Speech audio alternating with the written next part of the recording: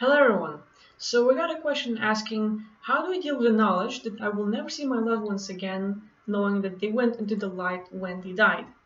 Okay, so this subject is big, and what I'm gonna say is all my beliefs. So you don't necessarily have to agree with it, but if you find it useful or if it fits your world or your reality, you can sure use it. So first, I feel like we need to make it clear that we are usually attached to the body.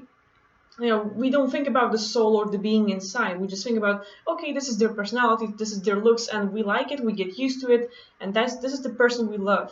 So if you walk across the street and see someone looking exactly like your loved one, but they have a whole different soul inside, they're a whole different being, but they look exactly the same, you'll think, oh, that's them. So one, we are attached to the body.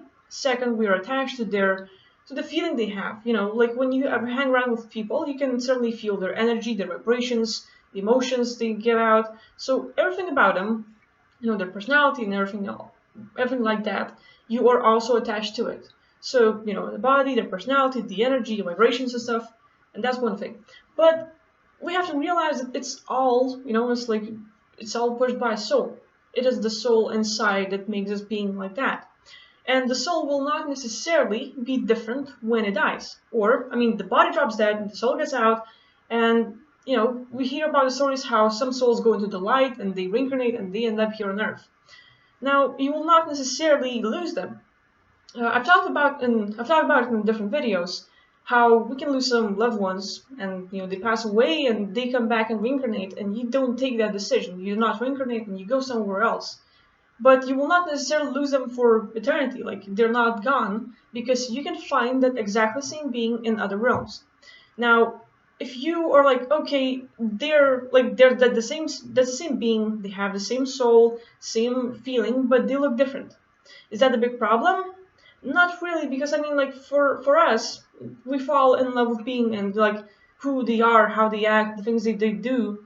The body is a minor thing.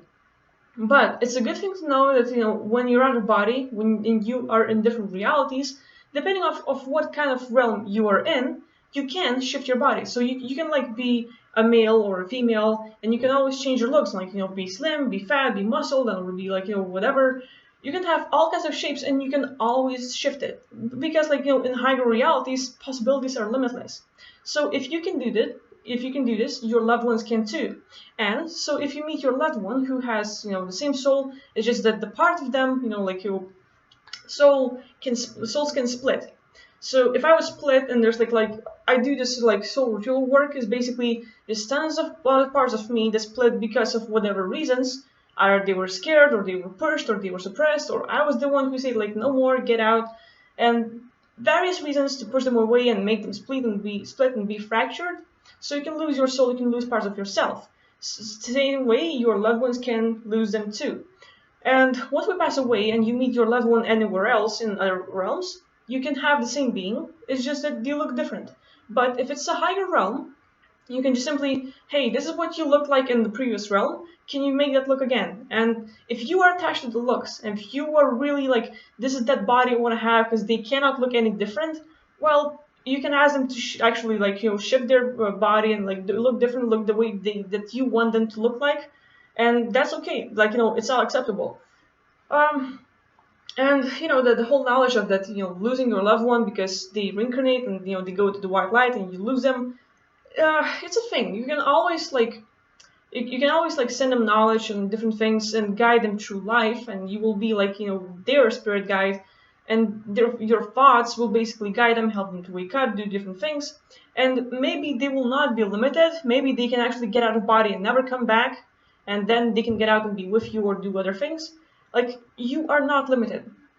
So for me, the way I deal with the knowledge, I know that, okay, there are some people that I really love in this world, but if we pass away, if I'm out and they're out, and they for some reason reincarnate or go to the white light and they're gone, I will not get like bummed out or scared or feeling bad, because I know that I can meet them in other realms. So for me, it's like, well, it's just a part of them. Eventually, like, we can do something about it, and I'm not gonna reincarnate because I don't want to be in this prison planet, but I can do some work in the galactic war and the 4D and the other planes that will affect Earth, where you can do things to get them out.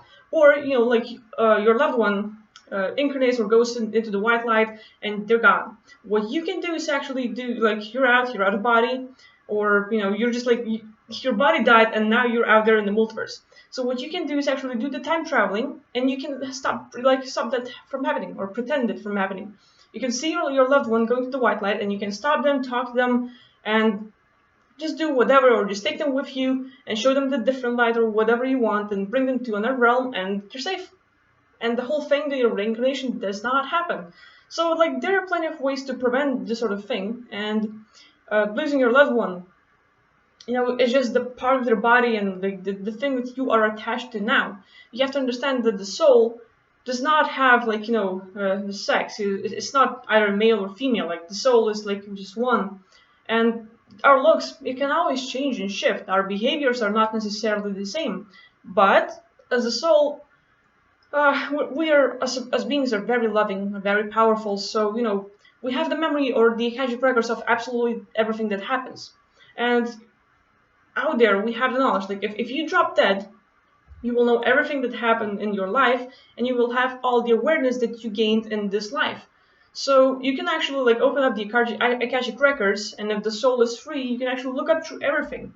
And if you see your loved one who just passed away and you don't know, or you don't want them to go into the white light, or you meet them, someone like after that, you can actually show them your Akashic records, help them to recall everything, their experiences, if they actually forgot or got mind wiped, And that will help them to wake up like, oh, that's what happened, this is who I am, and you will give them awareness, and you will bring them memories, and that will help them to be free. So like for me, I'm not too much worried about it, because I know that if I drop dead, or if my loved ones drop dead, eventually, even if they reincarnate here on Earth, I will go out and I will look for other aspects of them, because it is exactly the same being, different looks, but who cares? It's just like of course you can generate different looks and have them looking as you want, or having the same similar behaviors and stuff, but out there there's tons of possibilities. So for me, it's not a big thing. But again, I want to know what people think about this whole subject, the whole reincarnation or going into the white light, what happens to the soul, because it's a pretty broad subject. For me, I don't see it as a problem, because I've been doing lots of out of body experiences, and the knowledge that I got basically makes me feel pretty safe and happy about what's gonna happen afterwards, because I don't have to worry about losing them forever, even if they do reincarnate, because I know ways that I can prevent it from happening, or just do the time travel and just prevent it from happening, or help them to wake up and maybe come here and pull them out of body and hey, let's go. You're not saying. So there's lots of ways to help them to be out and not stuck in this prison planet. So that is just my thoughts on this whole subject. So yeah, hopefully I answered this question, and hopefully someone gets some use of it. That's why I talk it up. So yeah, thanks for watching. Bye.